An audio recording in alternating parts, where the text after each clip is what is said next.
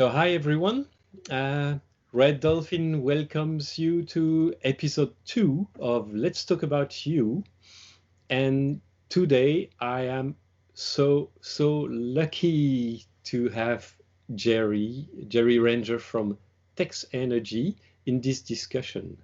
Hi Jerry and welcome. Hi there, and it's good to be talking to you. So, you know, we want to develop the community feeling between innovative brands and users and their users or potential users. So not only in Red Dolphin we distribute and promote products we are proud of because we have tested them and we stand behind them and we support them and our customers. But now we want to do a bit more and bring the brand on the forefront. And you, Jerry, and TEXENERGY, you are a critical brand in our GREENTECH category. Can you maybe start telling us what TEXENERGY is about and what is the company doing?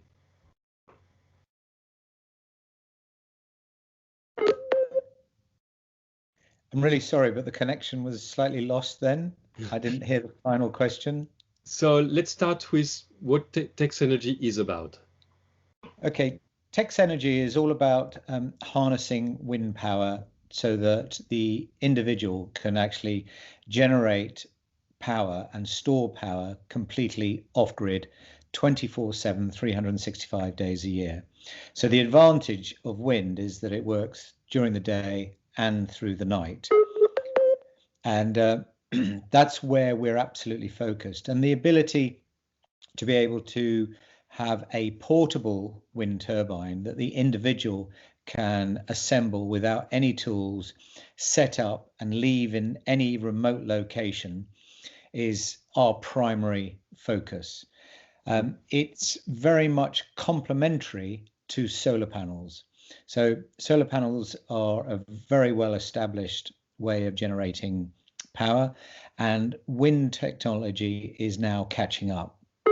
But the advantage is being that solar panels work for about anywhere between 8 and, if you're lucky, 12 hours a day, whereas wind can actually generate power 24 hours a day, of course, if there is wind.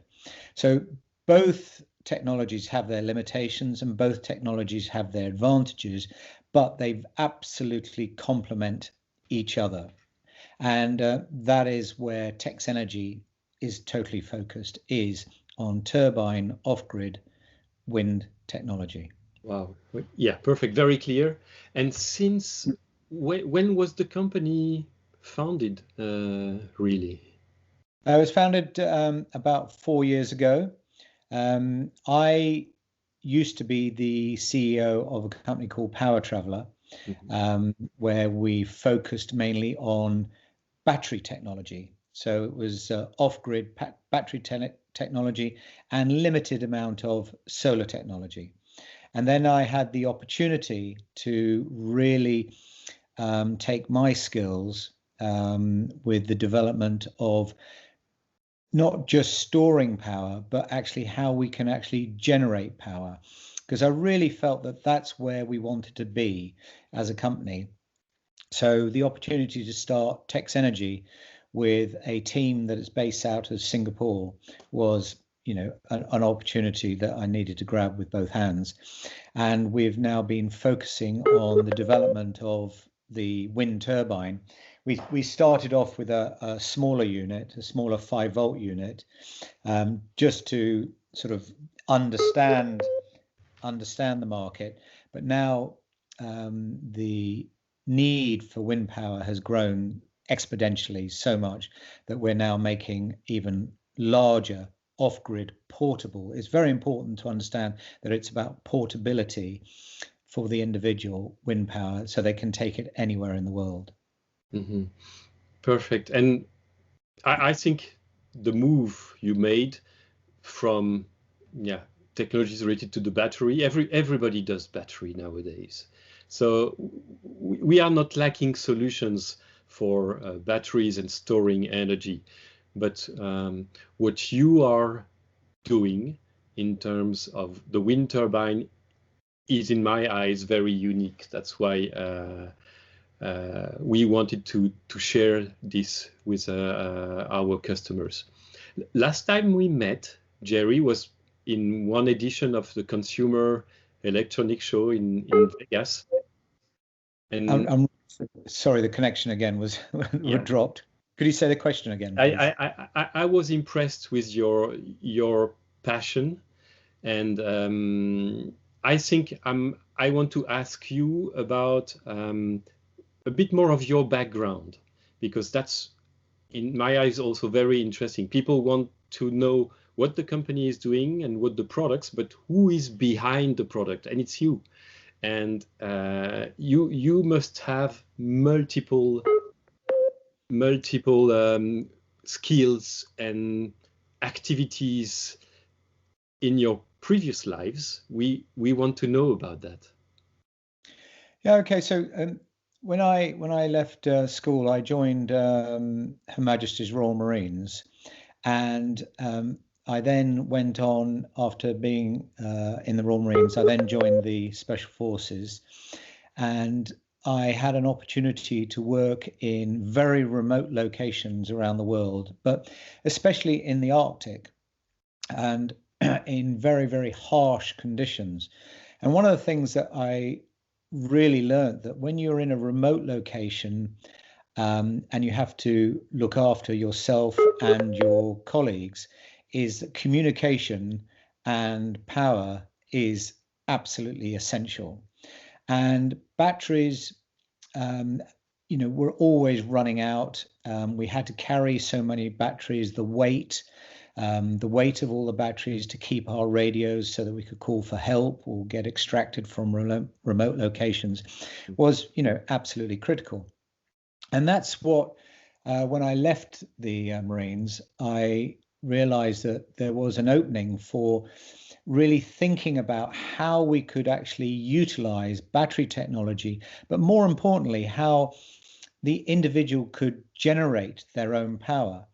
And then having transitioned from a military background to a civilian background, I had the opportunity to spend quite a few years in engineering, in manufacturing, and really understanding all the technical aspects of designing, developing, and manufacturing a product, which then allowed me to combine both skills together. I understood what the customer needed with regard to durability, quality, reliability, and really understanding how they were going to use it and where they were going to use it, but also the understanding of what material selection, what technology, what manufacturing capabilities there were, and combining the two disciplines together has really been, for me, an amazing pleasure, because I've been responsible now for, I don't know, maybe 60, 70 different products that are brought to market that have been used all over the world by adventurers. And one of the other areas is that also a young graduate now leaving university, it's very hard for them to be a global explorer, because most of the world is actually known, but what they can be now is a scientific explorer. And the level of scientific exploration that's going around the world, from global warming to wanting, say, to be on the east coast of Russia and understanding, what the mollusks are doing, or in Madagascar looking at rainforests, or being in South America, and anywhere really, is that they're taking with them their digital equipment to record, to analyze, and put a whole report together of what they are exploring and discovering. But to be able to do that, TEXENERGY has given them the ability to run all their digital equipment off grid in very, very remote locations. So that's a sort of like the extreme area, and that's how my background in the Marines, and then my background in learning about manufacturing and metal bashing and injection molding, which I absolutely loved. I mean, when you have designed a product and you see the first molding coming off the machine, it never looks right. It's always a little bit rough and a bit, but the excitement you get of seeing this thing go from a drawing board or a concept in your head to a drawing board to actually the first unit in your hand, and then bringing the team together, which is the electronics, the mechanical, then the packaging, the production, bringing all that together to eventually having a finished product that you could see on the shelf in a shop where a customer goes, wow, what a cool idea. That's exactly what I want. You know, that journey, if it takes 1 year, 2 years, 3 years, is just really, really rewarding. So going back to your question about my background was in a very extreme environment, which has meant that our products are capable and really robust in the extreme environment, which means that they absolutely can handle the everyday environment. So we have a lot of photographers that may be in a remote location, but they're only away for maybe 2-3 days. And they don't need something that's going to be, you know, really, really capable of being shot out of the back of an aeroplane and somebody parachuting onto a glacier. Okay, I'm relieved to hear that. Yeah, but they can understand that, you know, this product will do the job for them. So that's why I think my background has really helped me and TEXENERGY focus on products that are really useful globally.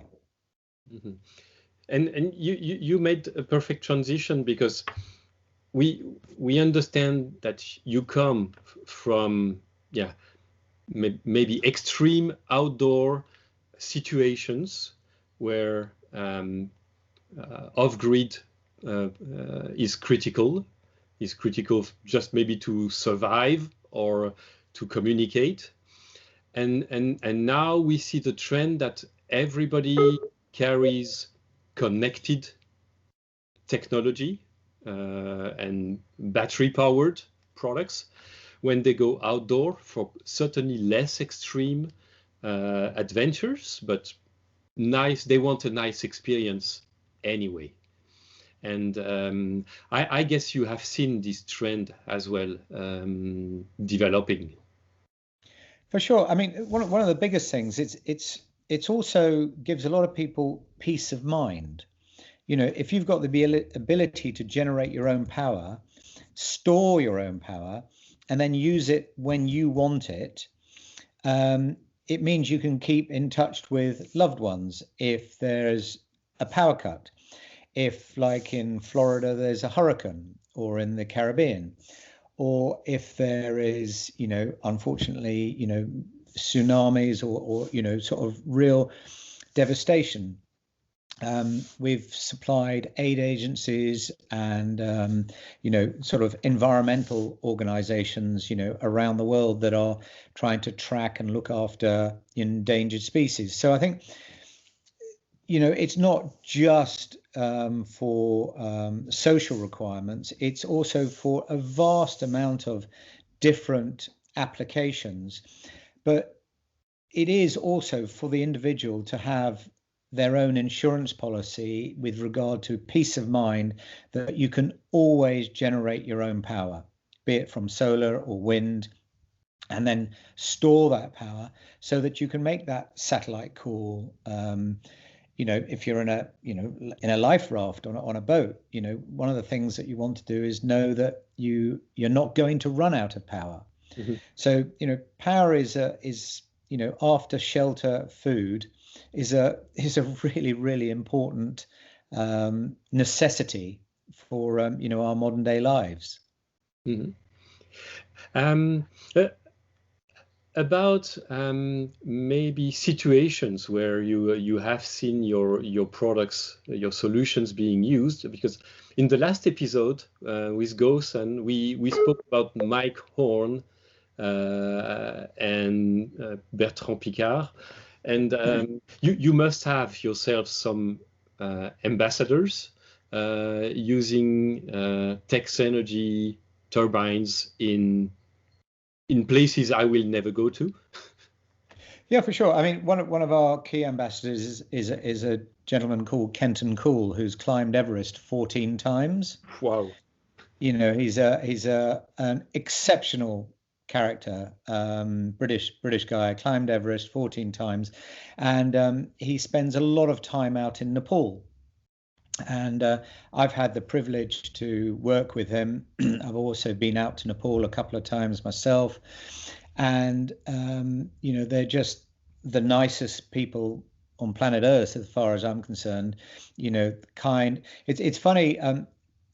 The less people have, the more generous they are, and it's sort of seems to be counterintuitive, but that is the reality of it. And when you're out there, and if you can, like for instance in Nepal, when they had the big earthquake there, we were very, because of my military background and also working with Kenton, I was able to help quite a few Gurkha soldiers with sending product like we have to Nepal, so that their family, their children and their wives could keep in touch with the soldiers that were based in the UK, because they didn't have any mains electricity.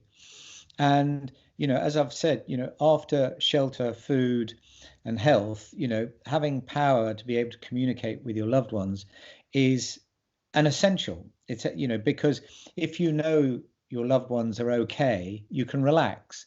But if you don't, you know, the ability to be able to pick up a phone and actually talk to them and know they've got the power to recharge it, you know, it's an amazing, you know, well, I got many letters just going, thank you so much. This is really great. You don't know what it has done to give us peace of mind that we know our family as well.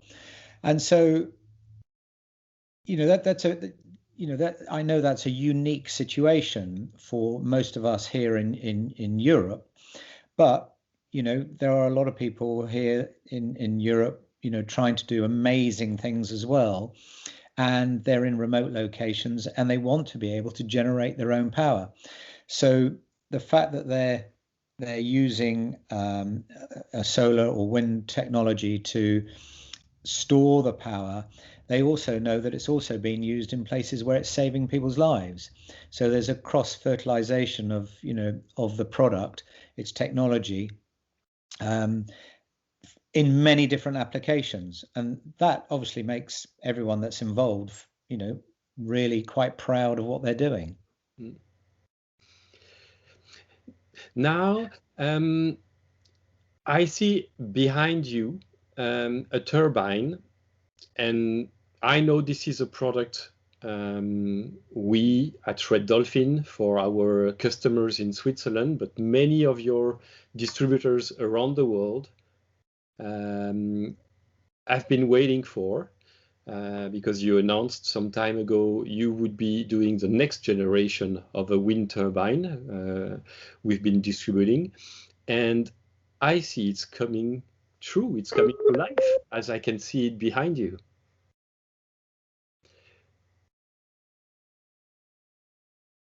So can you tell us a bit more about the... Sorry, I think the new connection has dropped. Yeah. Can you tell us a bit more about this new model we see behind you? Yeah, for sure. One of the things that we wanted to do, and it's very, very important, is that when we started off with our smaller version, it was great at its time, but technology has moved on and people need more power. So we wanted to develop a product that, you know, could be packed in a small case. So in a small case like this, the whole thing packed away, easy to transport, and could be assembled without any tools at all, and also even with gloves on. So if you're in the Arctic, so we produced this unit, which weighs just over 3 kilos, and the whole thing comes apart very easily.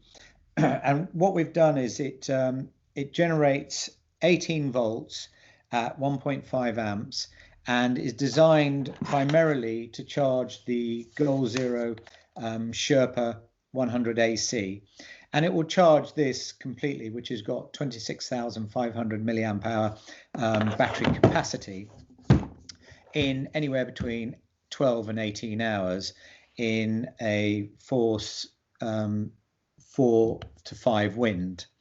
But what we also wanted to do was, this might be left in a very remote location, so it had to cope with, you know, anything between a force 8 and force 9 gale. Now, we've tested it in a force 9, but what we do is we say that it's rated up to a force 8 gale, and as long as it's located well, it's got the guy ropes put down, you can put rocks and everything around it, it works very, very well in those winds. And it can be left alone because it rotates 360 degrees, so whichever the way the wind is coming, it's fine. The other thing that we had to do was, obviously this is spinning, can spin up to 2000 RPM, is we had to really think about safety. What if an animal, a child or a person was to accidentally get in the way of the turbine blades? And so we spent months in developing these very, very unique turbine blades, that this is a very, very soft leading edge of the blade, whereas this is solid. So that if your hand was to get in the way, what happens is that the soft silicon here actually compresses and reduces the force that is coming onto it. But more so, because the unit turns, actually, when this is spinning and you put your hand in the way, what happens is, actually the first instance, or the power, it actually directs the power away. So it's not like a fixed blade. You know, if you put something in the way, it's actually going to push it away. So the energy is being pushed away from, say, your hand. So with the soft silicon, and also the fact that this is flexible, anything that interrupts the spinning of the blade makes it move.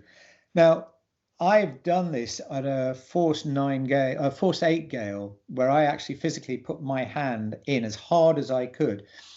Yes, you know you've been hit by the blades, but it did not cut the skin at all, or any damage. And that took months to develop, because what we were concerned about is, when you then have two materials on a blade, are we going to create vibration? Are we going to create an effect on the aerodynamics of the blade? Weaknesses on this blade? Exactly that. And so we spent a long time in developing how and what materials we could combine, so that every single blade is within 0.0 of a gram in weight for each one under its production, so that there is no vibration, and it works really well. Because the thing with blades like this, you get what's called a gyroscopic effect. So you get the wind and it just starts turning, and then it starts going faster and faster and faster, because it's got this gyroscopic effect that's spinning the blades. Then what you also want to do is, you want to try and control that it doesn't go so fast that it starts damaging itself. So we design the blade that the first 2/3 of the blade are the power portion. So you can see, I don't know if you can see, but they have a twist and a curve to them.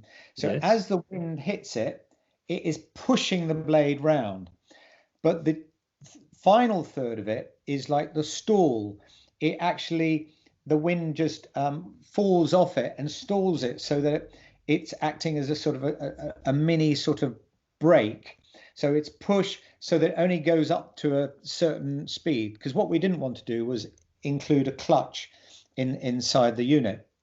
So the blades themselves are incredibly technical design, from material, shape, and also with the silicon edge, the leading edge of the silicon, to make them safe. So finally, on the construction of it, it's all made out of aluminium, so that the wear and tear, the strength, the durability of the product is very, very important. And then really the fundamental aspect of this is how is it going to be secured in its location. So we designed a tripod which actually takes its cue from a rescue tripod, how they rescue people that have maybe fallen down a mine shaft. So you've got these 3 aluminium legs that split into 2 and are fixed in a base cap where you literally just slot the poles in so they're a fixed angle. And the whole thing is made rigid by this one single strap. So when you put the strap around the poles and you pull it really tight, what it does is it pulls all the poles into the center, which then creates a very strong friction fit into the base cap and makes this an incredibly stable platform. Finally, but most importantly, is what you want to do is, if the wind is so strong, is it going to fall over? Is it going to move to one side? So what we've done is, like on a tent, let's say if you were going to have a tent on Everest, you've got your guy ropes. So we have 3 guy ropes, and the guy ropes are positioned on the upper section of the tripod. And when you put them out and you peg them in, this thing doesn't move anywhere, because you can also, if you can put rocks, sand, snow, and build a barrier around this tripod and make it incredibly stable. So, it's not just the turbine technology, the blade technology, and also, getting the exact length, shape of the tail fin so that it's incredibly stable. The tripod, the electronics, the whole product has taken months of development. And what is really important, I see lots of products that are designed on a computer screen, and on a computer screen, they look great. And you go, oh yeah, that looks so cool. The difference is when you've actually manufactured it, how does it work in the real world? Now, wind turbine technology, out of all the technologies, if there's going to be a flaw, it's when you use it in the real world, because the wind is incredibly powerful. It can create vibrations, things can spin, things can fall over, blades can break. How much power are you generating? So we've spent months of doing real world technology, and I've had the privilege of sitting up on top of a mountain in the French Alps for days on end in a tent, arguably in a beautiful, fantastic scenery, but measuring power outputs every single minute, every 5 minutes, measuring wind velocity, speed, power outputs, and also the stability and also the endurance of the product for rain, sun, snow, cold temperatures. And it's been fantastic. But as everybody is aware, because of the pandemic, it has taken us a lot longer than we wanted, simply because I haven't been able to travel to the factory. I haven't been able to, sort of be there.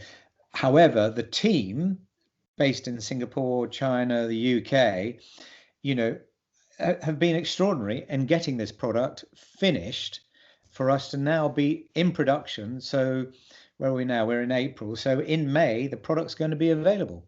So during May, we're going to have those first units and first customers able to make the new experience.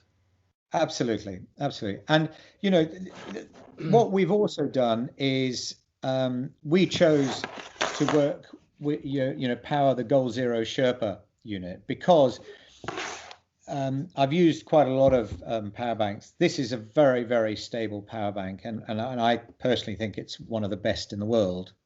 And this unit, if we can charge this unit completely in 12 hours, between 12 and 18 hours, this will charge 2 laptops fully with the stored energy, 8 phones, 4 tablets. And if you're my laptop now has about an 18-hour battery life. It's the new Mac battery. So if I'm using it all the time for editing, doing stuff, if I know that within 12 hours I've got an extra 2 full charges of my laptop and 8 charges of my phone, basically with this, your needs are covered. Yeah, absolutely. But I also strongly advocate, in combination with with solar. The two technologies absolutely complement each other. Yeah, that's super interesting to see that you have been able to come up with this new technology, make it even more powerful, and still see how it combines with other solutions so that the security and comfort you bring to the users is increased to the next level. Yeah, absolutely. And it's also really, really exciting because, we're the first commercially available, portable, small scale wind turbine that's available. That packs in a bag and the unit weighing just over 3 kilos, with everything in it is, well, I think, down to the it's team. Even harder, Jerry, it's even hard to believe that what you were just showing behind you fits in this case that you have here. Yeah, well, so I can show you how it looks actually in the case. So when everything is packed, that's it. Wow. In the case, so you've got all your poles, you've got your guy ropes, you've got your tail fin, you've got your and you've got your blades, your electronics, the the straps, the ground pegs, everything is actually enclosed in that one kit, and packs down really, really neatly. And that to me, I mean, I learned that really from my days in the military.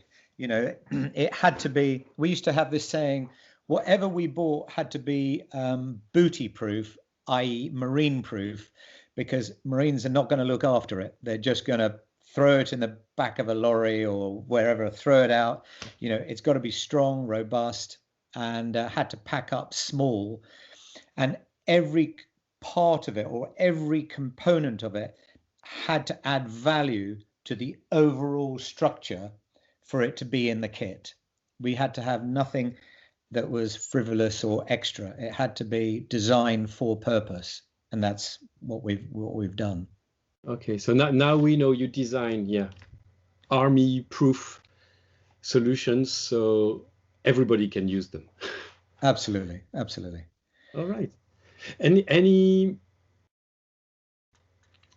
next steps you can disclose or not yet, or because you're going to be bored very soon once this product is finished. I'm worried about you. Absolutely, far from it, because we got a very, very exciting product roadmap, and I would love to tell you what we've got on that roadmap, but my CEO would be absolutely pulling his hair out if he knew that I was going to start divulging. So if you would have to kill me after telling, I'd rather you don't. Exactly that. So, but what I would say is that there's no chance of me being bored. And one of the interesting things is also, for anybody buying this product and using this product, anything that we do to enhance it will be able to upgrade, to add on, to utilize what you've already got. It's like sort of like having a piece of software and you just upgrade it, from 1.0 to 2.0. There's nothing is going to be made redundant. It is, it's would be an add-on to increase the performance, the efficiency, the use of the product. Absolutely. Wow. Well, Jerry, it's been such a privilege to get to be introduced to your company, to what you're doing, to new products coming from the very man who is bringing all those technologies and with such passion. It's great, and I would love to have you again in a future episode of Let's Talk About You when you have new stuff to present, because it's fascinating. Well, it's been an absolute pleasure and great to talk to you. But I must stress, it is all about having an amazing team, because, you know, I might be at the front of the team, but I can tell you, they would all probably say that they're the ones that are doing all the hard work. So it really is team effort. So let's recognize this team as well. And it's going to be great again when we get to travel and get to see you in a CES in Vegas or somewhere else, maybe in 2022. Well, one of the things we are hoping is that we may be able to exhibit at ISPO, you know, the next ISPO. It's slotted on our plan, but nobody quite knows yet, you know, about committing to it. Okay, then if it's going to take place, let me know, and we're going to arrange something and meet you there. Absolutely. Well, great pleasure to talk to you again.